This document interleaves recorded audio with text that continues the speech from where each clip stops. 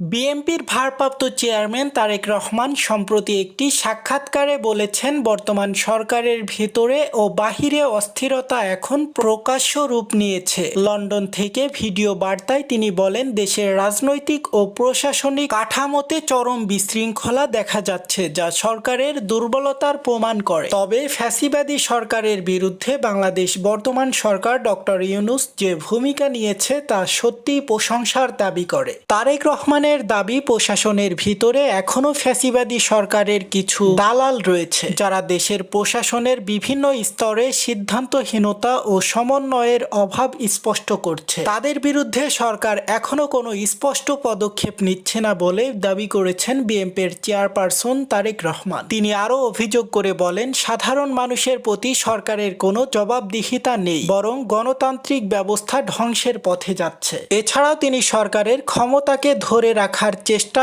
এবং জনগণের মৌলিক অধিকার খর্ব করার অভিযোগ করেন। আপনারা দেখছেন এইসে গ্লোবাল নিউজ, সাথে আছে আমি হুসাইন আহমেদ। সকল আপডেট পেতে আমাদের সাথেই থাকুন। ধন্যবাদ।